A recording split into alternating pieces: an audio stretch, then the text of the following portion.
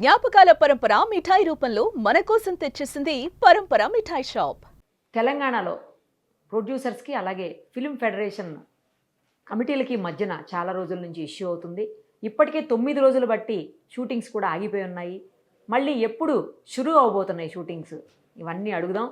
మనతో పాటు film federation అధ్యక్షులు అనిల్ గారు ఉన్నారు, ఆయనతో మాట్లాడదాం.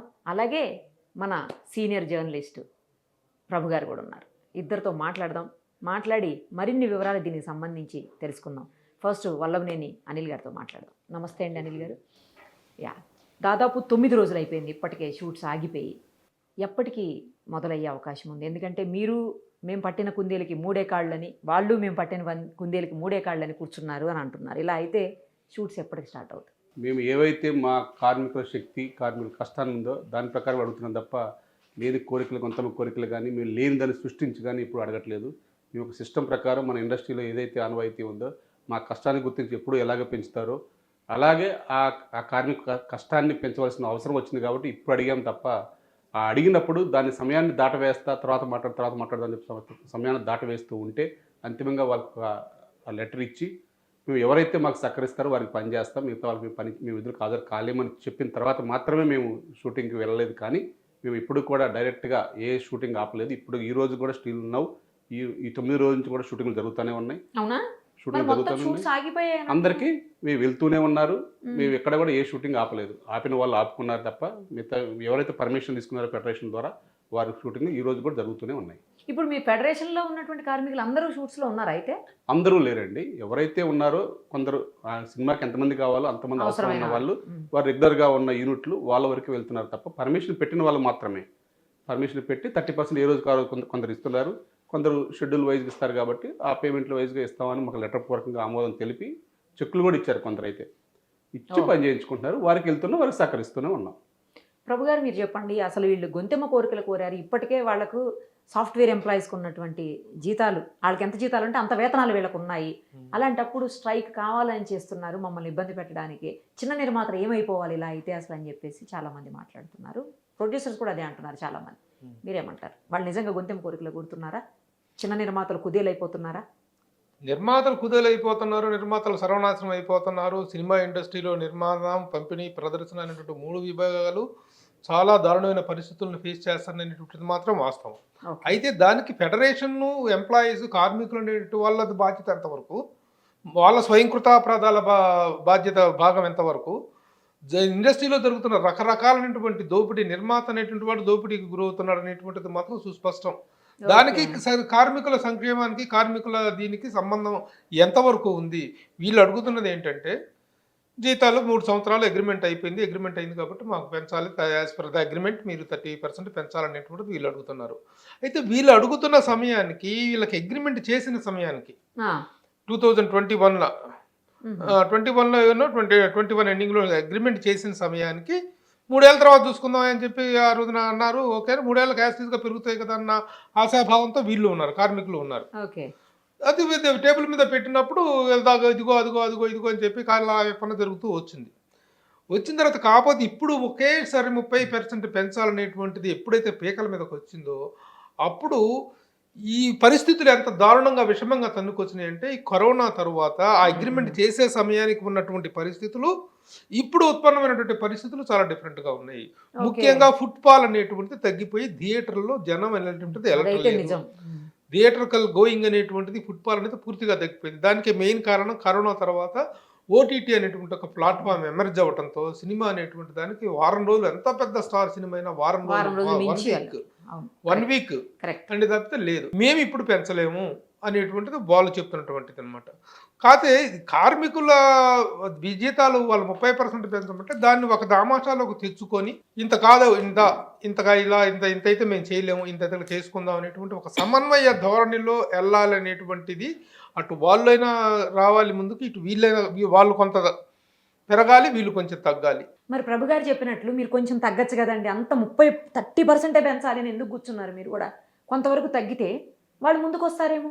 మేము డే 1 రోజే చెప్పామండి. మీరు 30% మీరు చెప్పారు కాబట్టి, మీరు ఇప్పుడున్న పరిస్థితులు కూడా మీరు వివరిస్తున్నారు కాబట్టి మేము సహకరిస్తాము, చర్చలు జరపండి, మేము క్లారిటీగా ఉన్నామని చెప్పి వారికి చెప్పాం. తర్వాత చర్చలు ఇప్పుడు ప్రభు గారు చెప్పినట్టుగానే ఆ సమన్వయ లోపమే కష్టాలని వాళ్ళకి లేవని మళ్ళీ కాదు. రేపొద్దున మీరు వాళ్ళందరూ కలిసి అందరం కలిసి పనిచేయాల్సిందే. ఉండాలి కాబట్టి మీరు మాకు 30% ఒకసారి ఇవ్వకపోయినా మీరు ఎలా ఇస్తారో చెప్పండి, మేము దానికి సహకరిస్తామని చెప్పాం.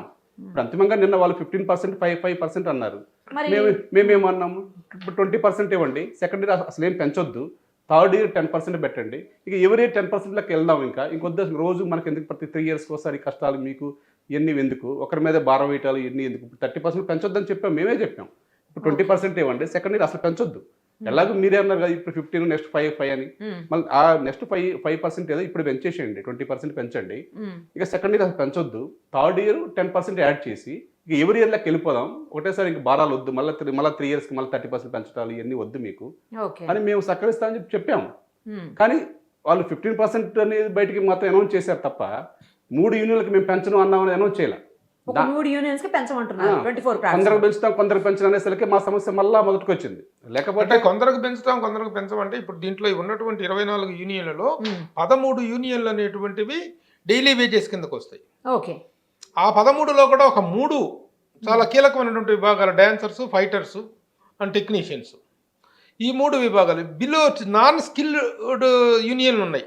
ఓకే. ఓకే. నాన్ స్కిల్డ్ ఇప్పుడు జూనియర్ ఆర్టిస్టులు కానీ వీళ్ళు నాన్ స్కిల్డ్ యూనియన్స్ ఉన్నాయి. ప్రొడక్షన్ అసిస్టెంట్స్ వీళ్ళందరూ నాన్ స్కిల్డ్ దీని కింద వస్తారు. ఆ యూనియన్లు ఉన్నాయి. వాళ్ళకి పెంచటంలో పెద్ద అభ్యంతరం లేదు. కానీ ఈ 3 డిపార్ట్మెంటల్ తాలూకు పెరుగుదల అనేటువంటిది చాలా రేషియో చాలా ఎక్కువగా ఉంటుంది కాబట్టి మేము వాళ్ళకి పెంచలేము. వీటి విషయంలో మాత్రం మేము సానుకూలంగా స్పందిస్తామనే కదా చెప్పారు వాళ్ళు. అదేనండి చెప్పింది. దీంట్లో సానుకూలంగా వీళ్ళ వరకు సానుకూలంగానే స్పందిస్తాము, వీళ్ళ వరకు పెంచుతామనే అన్నారు వాళ్ళు. మరి మీకు ఉన్న ఇబ్బంది ఏంటి అందులో? వాళ్ళకి పెంచుతామని వారు మొన్న చెప్పారండి, 6th డే చెప్పారు. ఓకే. 6th డే కూడా మళ్ళీ ఆ 3 యూనిట్లు పెంచడం అనేసరికి మళ్ళీ ఆ 3 యూనిట్లు కంపల్సరీ పెంచాలి. అవి స్కిల్తో గుండేవి. కంపల్సరీ ఫైటర్ డ్యాన్స్ వాళ్ళు ఎంత కష్టపడతారో మనకు తెలుసు, కెమెరామెన్ ఎంత కష్టపడతారో తెలుసు. వాళ్ళకి మా పర్సంటేజ్ పెంచకపోయినా వారికి కూడా కంపల్సరీ పెంచాలి. అది ఎంత పెంచుతారో చెప్పండి అని చెప్పాము మేము. అసలు పెంచడం అనేది తప్పు. ఎందుకంటే వారికి మేము 20 డేస్, ఒక నెలలో 30 డేస్ ఉంటాయి, 30 డేస్లో మేము 20 డేస్ పని చేస్తే వాళ్ళకు ఉండేది ఓన్లీ 6 డేస్ 8 డేస్ మాత్రమే ఉంటుంది పని. ఎందుకంటే 2 సాంగ్స్ 2 ఫైట్స్ మాత్రమే ఉంటాయి, కంటిన్యూ ఫైట్స్ ఉండవు కదా ఎక్కడ కూడా. వాళ్ళు చేసే మళ్ళీ వాళ్ళకి ఇచ్చే 3,000 రూపాయలు లెక్కేసుకున్న సేమ్ మళ్ళీ వస్తుంది. కాబట్టి ఇక్కడ పెంచి ఒకళ్ళు పెంచకపోతే కష్టం అవుతుంది. కాబట్టి వీళ్ళ వాదన ఏంటంటే డైలీ వేజెస్ వాళ్ళకి ఆల్మోస్ట్ వాళ్ళ పని ఉంటుంది. డైలీ వేజెస్ లో పనిచేసినటువంటి నాన్ స్కిల్డ్ పీపుల్ కి త్రూ అవుట్ పని ఉంటుంది. వీళ్ళకి అంత పని ఉండదు. నెలలో ఒక 10 రోజులు 15 రోజులు పని దొరికితే చాలా ఎక్కువ వాళ్ళకి. వాళ్ళ ఫైటర్స్ అంటే ఫైట్స్ అనేటువంటి ఒక వారం 10 రోజులు తీస్తారు సినిమా మొత్తం మీద. లేకపోతే నెల రోజులు పెద్ద ఓన్లీ ఫైట్ ఓరియంటెడ్ సినిమాలు అయితే ఇంకా ఎక్కువ చేస్తారు, అది వేరే. డాన్సర్స్ ఒక సాంగ్ చిత్రీకరణకు 4-5 రోజులు వారం రోజులు పడుతుంది. ఆ మిగతా టైం అంతా వాళ్ళకి పని ఉండదు. కాబట్టి మోర్ ఎవర్ అవి స్కిల్డ్ ఇవి కాబట్టి వాటిని కూడా పెంపుదలలోకి తీసుకురావాలనేటువంటిది వీళ్ళ డిమాండ్. ఆ పెంపుదలలోకి తీసుకురండి, మళ్ళీ వాళ్ళని కాదని చెప్పేసి మా యూనియన్లో మాకే పెడతా ఎట్లా, మేము పెరుగుదల అనేటువంటిది అందరికీ జరగాలి అనేటువంటిది. మిగతా ఏమో రెమ్యునరేటరీ బేసిస్.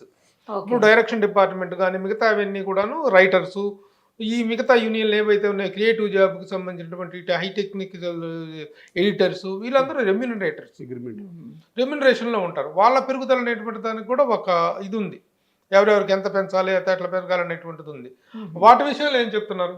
మేము వాటి విషయంలో పూర్తిగా సహకరిస్తామని చెప్పామండి. అవన్నీ అగ్రిమెంట్ రూపంలో చేసుకుంటామని చెప్పాము 11 యూనియన్లు. అవన్నీ ఎవరికి వాళ్ళు అగ్రిమెంట్ చేస్తారు. వాటికి కూడా ఒక రైటర్ కింద డిమాండ్ ఉందంటే ఆ డిమాండ్ ప్రకారం ఆ రైటర్ అడుగుతాడు, వీళ్ళు ఇస్తారా లేదనేటువంటిది వీళ్ళు చూసుకుంటారు. వాటిలో కూడా మళ్ళీ డైరెక్టర్కి ఎంత రెమ్యునరేషన్ అనేటువంటిది దాన్ని ఎవరు మెజర్ చేయలేడు. కో డైరెక్టర్కి అయితే ఇంత, అసోసియేట్ డైరెక్టర్కి ఇంత, అసిస్టెంట్ డైరెక్టర్కి ఇంత అనేటువంటిది స్పష్టంగా అసోసియేషన్ రూల్స్లో ఉంది. ఆ దామశ ప్రకారం వాళ్ళకు కూడా పెరగాలి. అవి ప్రాబ్లం లేదు ఎప్పుడు కూడా. ఇప్పుడు ఈసారి కంపల్సరీ అవి కూడా అగ్రిమెంట్ చేయాలని చెప్పాము. ఎందుకంటే వారికి కూడా కో డైరెక్టర్కి అసిస్టెంట్ డైరెక్టర్కి చాలా ప్రాబ్లమ్స్ వస్తున్నాయి.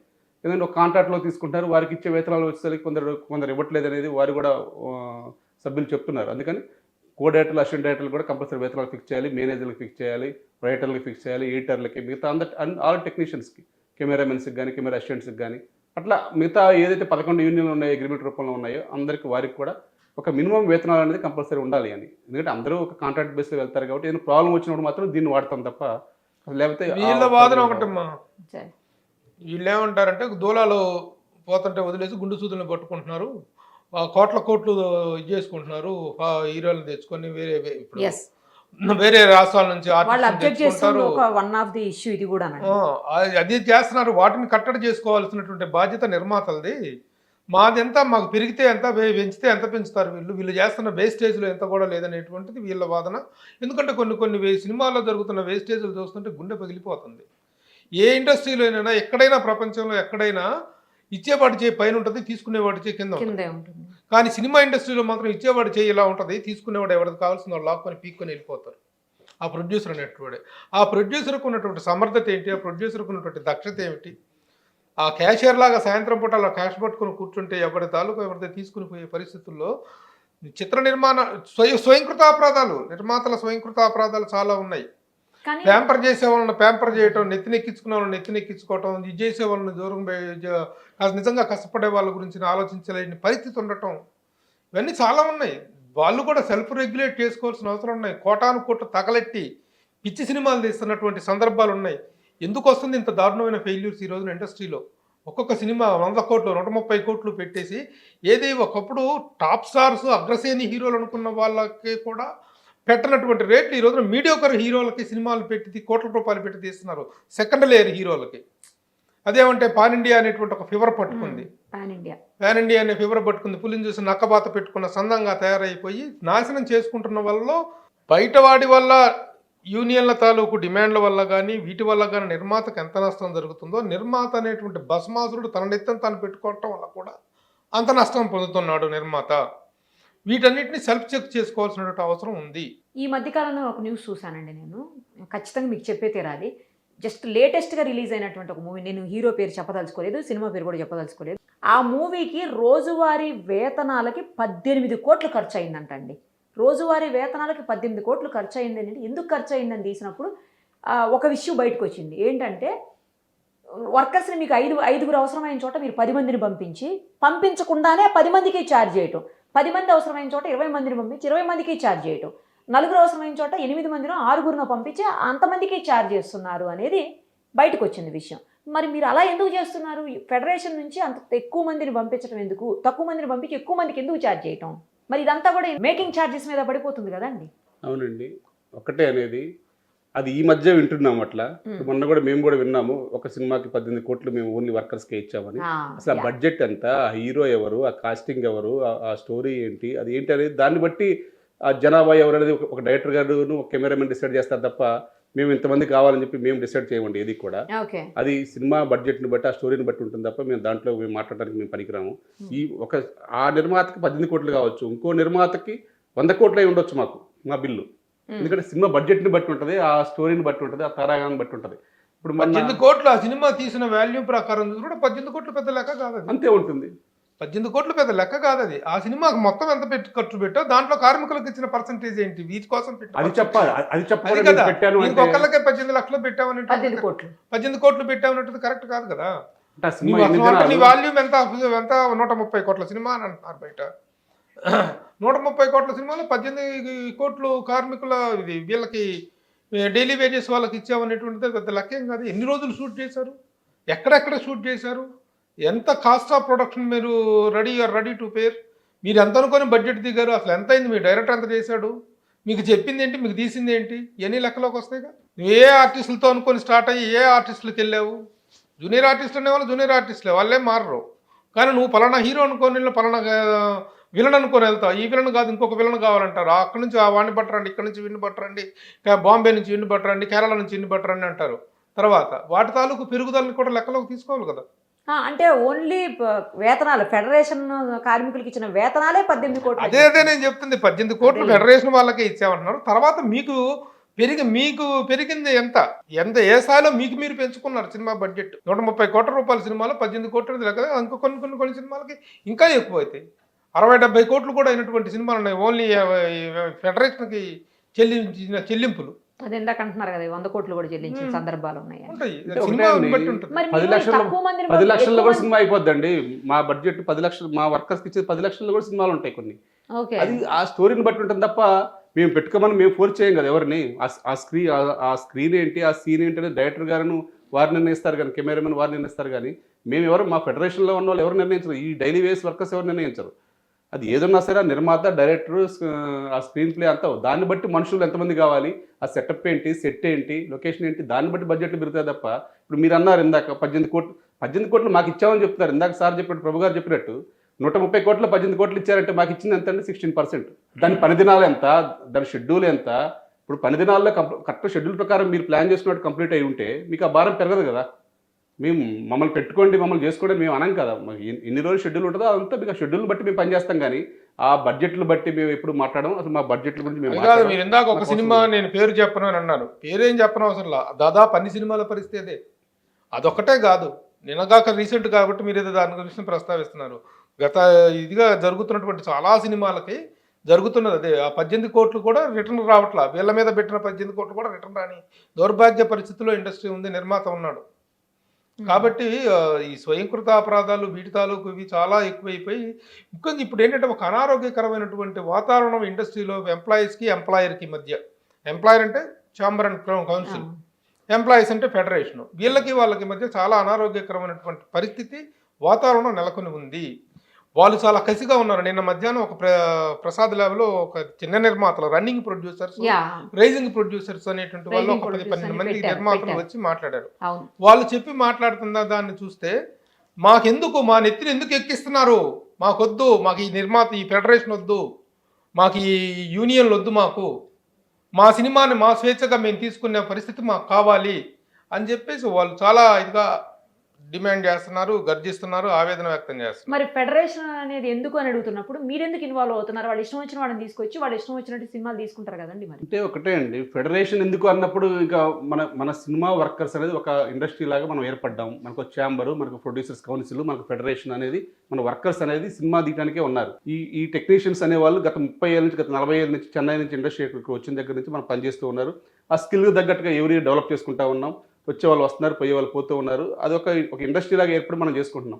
ఇప్పుడు దాకా లేనిది మాకు ఇప్పుడే వచ్చింది భారం అంటే, ఇప్పుడు ఇందాక ప్రభు గారు చెప్పినట్టు ఇండస్ట్రీ పరిస్థితి బాగలేదు కాదంటలేదు. ఆ పరిస్థితికి అనుగుణంగా మనం కూడా సహకరిస్తామని చెప్తున్నాం. మేము ఒకటేసారి 30% అన్నమాట వాస్తవం. కానీ దాని సంప్రదింపుల ద్వారా ఇప్పుడు కంపల్సరీ మాకు డైలీ వేతనాల విషయంలో మేము ఎట్లా అడుగుతున్నామో మాకు డైలీ ఖర్చు కూడా అలాగే పెరుగుతున్నాయి. కాబట్టి ఇప్పుడు మీరు కూడా మీకు సినిమా తీస్తున్నారు, సినిమా రేట్లు మరి మీరు కూడా సామాన్య పబ్లిక్ని థియేటర్కి రాబట్టేట్టుగా మరి మీరు ఎందుకు కొనట్లేదు? మరి టికెట్లు పెంచుకోవడం మరి మీరు ఎందుకు వెళ్తున్నారు గవర్నమెంట్ దగ్గరికి? అంటే మీరు కూడా లాభాలు ఆశించే కదా. అట్లాగే మేము పడ్డ కష్టానికి మేము అడగడం తప్పే ఉందనేది మా వర్షం.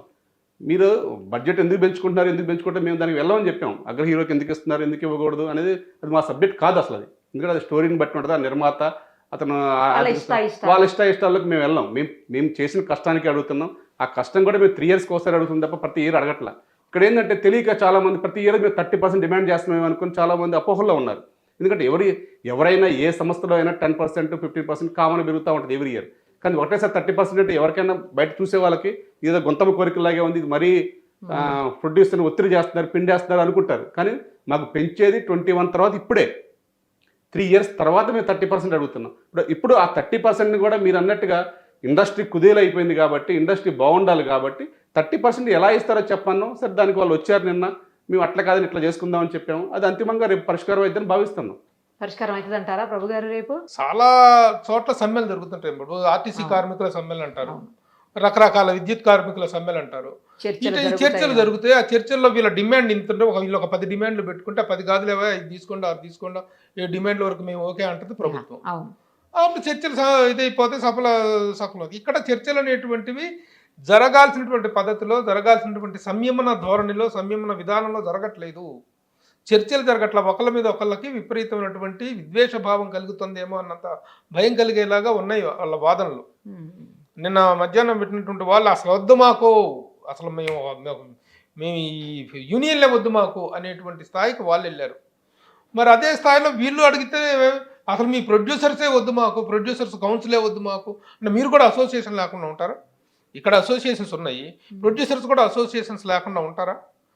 ఛాంబర్ని రద్దు చేసుకుంటారా? ఇక్కడ ఫెడరేషన్ వీళ్ళు రద్దు చేసుకుంటారు, ఆడ ఛాంబర్ నుండి కౌన్సిల్ని రద్దు చేసుకోండి, అన్ని యూనియన్లు రద్దు అయిపోతాయి. ఎవరి దారితే హ్యాపీగా చేసుకోండి. ఇంకా అసలు యూనియన్లు ఎందుకు, కౌన్సిల్ ఎందుకు, ఈ వ్యవస్థ ఎందుకు? ఈ వ్యవస్థను చక్కదిద్దుకోవాలి, వ్యవస్థను సరి చేసుకోవాలి తప్ప, వ్యవస్థలో ఉన్న లోపాలను సరి చేసుకోవాలి తప్ప, వ్యవస్థ ఉనికినే ప్రశ్నించుకునే స్థాయిలో వీళ్ళ తీవ్ర ఆవేశాలు పోతున్నాయి. వీటన్నిటిని అడ్రస్ చేసేటువంటి ఒక పర్సనాలిటీ ఇండస్ట్రీలో లేదు ఈ రోజున. ఒక దాసరి నారాయణరావు గారు ఉన్న రోజుల్లో ఇలాంటి సమస్యలు ఏమైనా వస్తే ఆయన గేట్లోకి వెళ్తే అవన్నీ సమస్యలు పరిష్కారం అయ్యి బయటకు వచ్చేది పరిష్కారం రూపంలో. కానీ ఈ రోజు nobody is there to address these issues. వీళ్ళు ఆల్రెడీ చిరంజీవి గారిని కలిశారంటే వీళ్ళు కాదు, ప్రొడ్యూసర్స్ కలిశారు, బాలకృష్ణ గారిని కూడా కలిశారని తెలుస్తుంది. తర్వాత నేను దుర్గేష్ గారిని కూడా కలిసినట్టుందండి మీరు. మేము కలవలేదండి, వీళ్ళు ఆ నిర్మాతలు కలిశారు. అది కూడా వాళ్ళే. Yes, అన్ని వాళ్ళే కలుస్తున్నారు. మళ్ళీ మేము కలిసామని ఈ సమయంలో అక్కడ ఏపీ వాళ్ళని ఎందుకు కలిశారండి? అంటే అది తెలియదండి, అది మీరు వారిని అడగాలి. మేము అంటే వాళ్ళు కలిసింది నిన్న నిర్మాతలు కందులు దుర్గేష్ గారిని, సినిమాటోగ్రఫీ మినిస్టర్ ఆఫ్ ఏపీని కలిసింది నాట్ ఫర్ ది సమ్మెలు వీటికి గొడవలకు సంబంధించి కాదు. ఇండస్ట్రీకి సంబంధించి తెలుగు ఫిల్మ్ ఇండస్ట్రీకి ఆంధ్రప్రదేశ్ ప్రభుత్వానికి మధ్య ఒక చిన్న బ్రిడ్జింగ్ లాగా ఎలాంటి పాలసీ గవర్నమెంట్ తీసుకోవాలి, ఎలాంటి వైఖరి తీసుకోవాలి అనేటువంటి వాటి మీద సందర్భంలో కలిసేసరికి దీనికి సంబంధించి అనుకున్నారు. దానికి ఎలాంటి సంబంధం లేదు. దుర్గేష్ గారు బయటకు వస్తూ కూడా చెప్పారు, మినిస్టర్ గారు కూడా చెప్పారు వాళ్ళు వచ్చారు కలుద్దామని. సీఎం గారు దీన్ని డిప్యూటీ సీఎం గారు అపాయింట్మెంట్ కావాలని అడిగారు. అదే సెప్టెంబర్లో చేద్దామని చెప్పానని చెప్పారు తప్ప ఈ సమ్మెకి దానికి సంబంధం లేదు. ఓకే, మరి ఇంకెవరన్నా కలిసే అవకాశం ఉందా మీరు ఇండస్ట్రీలో పెద్దోళ్ళని? ఇంకా మాకు ఇండస్ట్రీకి ఛాంబర్ కాబట్టి పెద్ద దిక్కు. రేపు ఛాంబర్ ఆహ్వానించింది, 3 గంటలకు అఫీషియల్ లెటర్ రాసి మరీ పిలిచారు. రేపు మరి ఎవరెవరు వస్తారో తెలియదు. మా సైడ్ నుంచి కోఆర్డినేషన్ కమిటీ ఫాలో అవుతాము. ఇంకా రేపు అంతిమంగా మరి చర్చలు ఏ దశకు వస్తాయో ఏదైనా రేపు సఫలం కావాలని అందరూ నిర్మాత బాగుండాలి. ఇటు మా కానీ ఒకటి ఏంటంటే ఇరు పక్షాల వైపు నుంచి కొంచెం వీటి సమస్యల పట్ల వీటి పట్ల ఒక అవగాహన, సానుభూతి ఉన్నటువంటి వాళ్ళతో ఒక కామన్ కమిటీ ఒకటి వేసుకోవాలమ్మా. అటు ఛాంబర్ నుంచి కొంతమంది తోటి, ఇటు ఫెడరేషన్ నుంచి కొంతమంది తోటి ఒక కామన్ కమిటీని రూపొందించుకొని ఆ కామన్ కమిటీలో ఉండేటువంటి వ్యక్తులకు సమస్యల పట్ల ఒక అవగాహన ఉండాలి, సానుభూతి ఉండాలి. అప్పుడు మాత్రమే వస్తాయి తప్ప ఛాంబర్ పార్టీకి ఛాంబర్ కాలు దువ్వి, ఇటు వీళ్ళ పార్టీకి వీళ్ళు కాలు దువ్వి సమస్య. మేము కాలు దువ్వమండి. మేము ఎప్పుడైనా సరే ఛాంబర్కి నిర్ణయాన్ని కట్టుబడి ఉంటా అని చెప్పాము. మేము తగ్గాము కూడా. నిన్న గవర్నమెంట్ మెట్టు తగ్గమన్నది మెట్టు తగ్గాము. గవర్నమెంట్ చెప్పకముందు కూడా మేము మేమే ఛాంబర్ దగ్గరికి వెళ్ళి మీరు చెప్పండి మీకు ఎలా కావాలని చెప్పి మేము ఒక మెట్టు తగ్గాం. మేము ఎప్పటికప్పుడు ఏంటంటే మెట్టు తగ్గాలి అనిల్ గారు, మెట్టు తగ్గాలి. ఎందుకంటే ఏది ఏమైనానమ్మా, ఏది ఏమైనా ఇండస్ట్రీ సంక్షేమం, ఇండస్ట్రీ వెల్ఫేర్ అనేటువంటిది ముఖ్యంగా నేను సినీ స్టార్ అనే పత్రిక రన్ చేసే రోజుల్లో ఒక శీర్షిక రన్ చేసేవాడిని. దాంట్లో producer on top chair. Producer అనేటువంటి వాడినే ఉన్నత స్థానంలో కూర్చోబెట్టాలి. He's the main source for the industry. ఆ ప్రొడ్యూసర్ని చంపేసుకునేటువంటి పరిస్థితులు ఎవరిది ఎటు నుంచి ఉత్పన్నమైనా వాటిని నివారించుకోవాల్సినటువంటి అవసరం ఉంది. అంతేలేండి, ప్రొడ్యూసర్ లేకపోతే లేదు. ఈ రోజున 250 సినిమాలు రిలీజ్ అవుతూ ఉంటే, దాదాపు 200 పైగా సినిమాలు రిలీజ్ అవుతుంటే వీటిలో 180 నుంచి 200 సినిమాలు చిన్న నిర్మాతలు, రైజింగ్ ప్రొడ్యూసర్సే చేస్తున్నారు. వాళ్ళే నిర్మిస్తున్నారు. అలాంటి నిర్మాత ఒకసారి రియల్ ఎస్టేట్లోనే అక్కడ ఇక్కడ సంపాదించుకుని వచ్చి సినిమాలోకి వస్తే మళ్ళీ వాడు అడ్రస్ కనిపించకుండా పోతున్నారు. కానీ వస్తున్నారు అంటే ఇది సినిమా ఇండస్ట్రీకి, సినిమా పట్ల ఉన్నటువంటి ప్రేమ, ఆరాధన. దీన్ని శాశ్వతంగా చంపేసుకొని గుడ్డుని తినచ్చు కానీ బాతునే కోసేసుకుందాం అనేటువంటి పరిస్థితులు ఉత్పన్నమవుతున్నాయి. దానికి కారకులు ఎవరు అనేటువంటిది ఎవరికి చెప్పలేదు. చాలా రకాలైనటువంటి దుర్మార్గాలు జరుగుతున్నాయి ఇక్కడ. ఎవరు నిర్మాత అనేవాడు వాడిని కర్ణుడి చావు కారణాలు అన్నట్టుగా 60 కారణాలతో నిర్మాత అనేవాడు నాశనం అయిపోతున్నాడు ఈ రోజున. ఎన్నెన్ని దుర్మార్గాలు జరుగుతుంటే చరిత్ర చెప్తే ఒక్కొక్కరి చరిత్ర ఇప్పితే మామూలుగా ఉండదన్నమాట. కానీ మీడియా అనేటువంటి వాళ్ళం మేము కూడా నోర్లు మూసుకొని ఎందుకు కూర్చున్నామంటే ఇది కడుపు చించుకుంటే కాళ్ళ మీద పడే వ్యవహారం కాబట్టి. ఎవరి గురించి ఎవడు చెప్పుకుంటా ఒక్కొక్క దోపిడీ జరుగుతుంటే మెడ్రాస్ నుంచి ఎక్కడి నుంచో ఎయిర్ ప్రెసిడెంట్ అని తీసుకొస్తారు. వాడు బాంబే నుంచి వచ్చి ఒక హెయిర్ స్టైల్ గాడు ఇలా ఇంటర్వ్యూలు కదిలిస్తే ఆ నెత్తి మీద ఉన్న విగ్గులకి ఇంటర్వ్యూలు కదిలించిపోయినందుకు వాడికి లక్షల రూపాయలు, వాడికి ఫ్లైట్లు గీట్లు ఇవన్నీ, హెయిర్ స్టైలిట్లు, హెయిర్ డ్రెస్సర్స్, రకరకాలు. ఒక హీరోయిన్ వస్తుంటే 18 మంది వస్తున్నారు. వాళ్ళకి అక్కడే కిచెన్ పెడుతున్నారు. ఆ హీరోయిన్కి అక్కడే కిచెన్ పెడుతున్నారు. ఇవన్నీ కాంట్రాక్ట్లోకి రావచ్చు కదా. హీరో నో రెమ్యునరేషన్ ఏది మాట్లాడుకున్నామో నీకు నీ స్టాఫ్కి ఇదే రెమ్యునరేషన్. మా రెమ్యునరేషన్తో మీకు సంబంధం లేదు, మా ప్రొడక్షన్లో మేము చెయ్యం అంటే సాయంత్రం అయ్యేటప్పటికి ఆ బత్తాలు ఏంటి, ఆ డబ్బులు ఏంటి, ఆ ఎదదల్లుడు ఏంటి, ఆ దాన్ని నియంత్రించుకోవాల్సిన అవసరం ఉంది. ఇల్లు ఎవరి కోసం చేస్తున్నారు అసలు సినిమాలు ప్రొడ్యూసర్స్? సాంస్కృతిక సంస్థల వాళ్ళు అవార్డులు, సన్మానాలు చేస్తుంటారు. అక్కడ అప్పులు తీసుకొచ్చి వార్డు స్పాన్సర్ని పట్టుకొని, ఇటు స్పాన్సర్ని పట్టుకొని చేస్తుంటే చివరికి వచ్చి ఆ దండ ఎంచుకొని అవార్డు తీసుకెళ్ళడానికి కూడా బద్ధకమైనటువంటి కళాకారులు ఉన్నారు మనకి. అయితే వాడికి ఏం అవసరం? ఆ సాంస్కృతిక కార్యకర్తకి ఏం అవసరం ఇంత కష్టపడి చేయాల్సింది? అలాగే నిర్మాతకి ఏం అవసరం? ఎవరిని ఉద్ధరించడం కోసం, ఎవరిని కొండలు ఎక్కించడం కోసం, ఎవరిని సింహాసనాల మీద కూర్చోబెట్టడం కోసం చేస్తున్నారు నిర్మాతలు. అది ఆలోచించుకోవాలి. ఆ ఆత్మ పరిశీలన చాలా అవసరం. లేకపోతే మాత్రం ఈ పరిస్థితులు ఇలాగే కొనసాగితే మాత్రం ఇండస్ట్రీ అనేటువంటిది చూడండి. అసలు ఈ రోజున కూలీ అనే సినిమా రిలీజ్ అవుతుంటే 14వ తారీఖున తమిళనాడులో పీవీఆర్ మల్టీప్లెక్స్ థియేటర్లో 163 రూపాయల టికెట్. ఓకే. అదే సినిమా ఒక డబ్బింగ్ సినిమా మన తెలుగులోకి వస్తుంటే ఆ సినిమా టికెట్ 453 రూపాయలు, 63 రూపాయలు, 83 రూపాయలు. ఈ దోపిడీ ఎక్కడి నుంచి వస్తుంది? ఇది అదే కదా. ఎక్కడ 450 రూపాయలు ఎక్కడ? తమిళనాడులో తీసిన ఒరిజినల్ వెర్షన్కి ఏమో తక్కువ, మన దగ్గరకు వచ్చిన డబ్బుడు వెర్షన్కి ఇంత ఎక్కువ. ఇంత రేట్ ఎవరు వస్తారు అలాంటప్పుడు థియేటర్ల వరకు? ఎట్లా వస్తుంది? థియేటర్కి ఎందుకు పెరుగుతుంది? థియేటర్ల హాల్ ఎందుకు సినిమాకి ఒక్క పూట చిన్న టాక్ తేడా వచ్చిందంటే పడిపోతున్నది, కూలిపోతుంది సినిమా. అవును. ఇంత చిన్న టాక్ తేడా వస్తే కూలిపోతుంది. మరి మీరు పోయి కోట్ల రూపాయలు పెట్టి రేట్లు పెట్టి కొనుక్కొని ఒక డబ్బింగ్ సినిమాని తెచ్చుకొని ఇక్కడ డంబాచారం చేసుకొని రిలీజ్ చేసుకునే పరిస్థితులు ఉంటే ఇదని కాదు, కూలి అనేది గురించి కాదు, ఇదనే కాదు, ఇన్ జనరల్ గా చెప్తున్నా నేను. సో వీటన్నిటికీ ఎవరు కారకులు? So that's it. Thank you అండి. Thank you so much. Thank you Prabhu గారు. థ్యాంక్స్. సుమన్ టీవీలో మీ పర్సనల్ అండ్ బిజినెస్ ప్రమోషన్స్ కోసం కింది నెంబర్కి కాంటాక్ట్ చేయండి.